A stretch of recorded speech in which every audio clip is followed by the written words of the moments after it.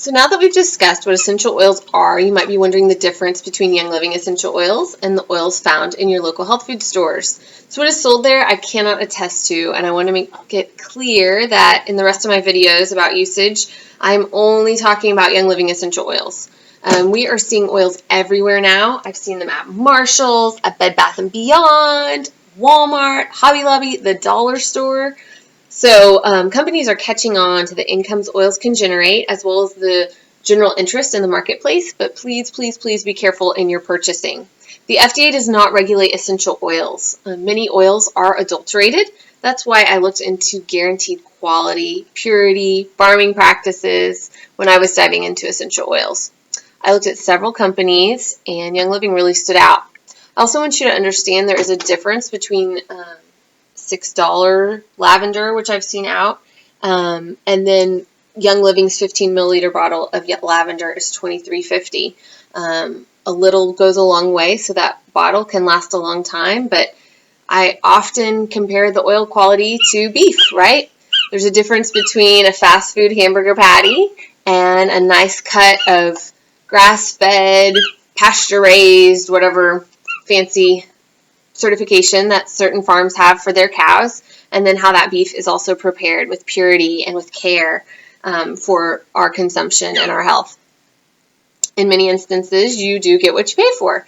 And if we're using junk oils, the best case scenario is that we're just getting something ineffective, something that's just not going to work or achieve the desired effect for which we purchased it. And then to me, worst case scenario, we're using something dangerous. So a brief example of that, when I was out and about and I saw some oils out in the marketplace, at a local store on an end cap, I saw a bottle of cedarwood. And to me, cedarwood is an interesting oil to alter because it's so inexpensive already in its purest form. So this is Young Living's cedarwood, the 15 milliliter bottle, and I think this one's under $12 for me to buy. And I've had this oil for over a year, maybe. Anyway, so we use cedarwood a lot. We use it on our skin. We use it to support healthy hair growth.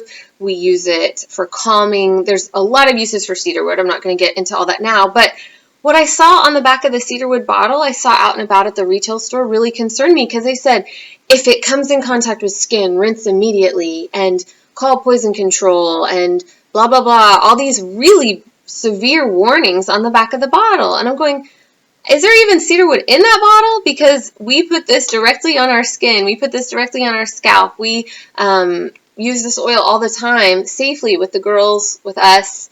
Very, very safe and gentle oil. But to see all those warnings on the back just really made me sad for anyone who is buying that and made me nervous. So please know about quality with oils. So a little bit more about Young Living. They were founded in 1993. They're the oldest, most trusted essential oil company in the world with 20 plus years of research and experience and global presences both in production and consumption of 100% pure and potent, genuine therapeutic grade essential oils. Gary Young has built 7 farms around the world, and that doesn't include the partnered farms that are completely open about their farming practices and held to the company's highest standard.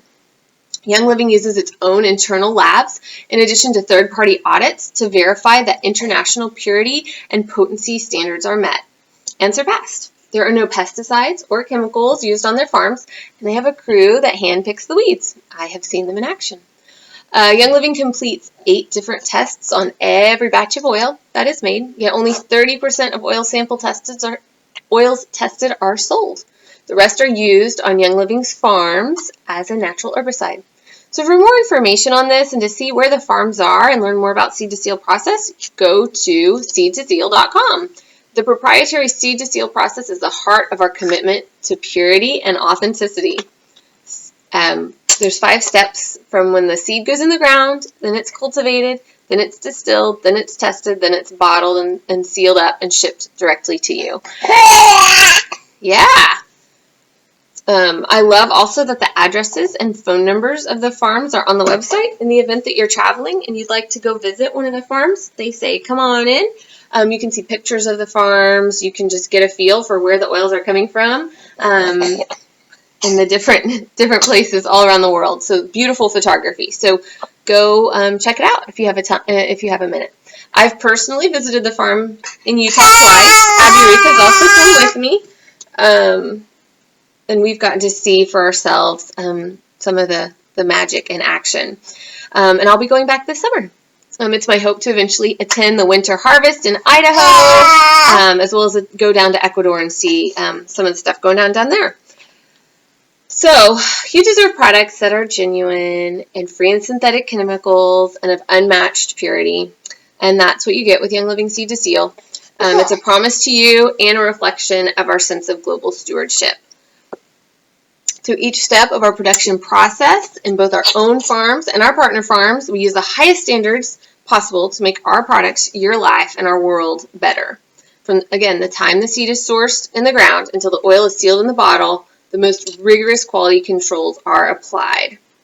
So anyway, we're going to move on a little bit to usage and getting into some specifics of some of the most common, widely used oils. Thank you for your patience with Abby Ruth as she just woke up from her nap a little too early and her mom needed to get her videos done. So we'll move on to the next videos here in just a minute. Thanks.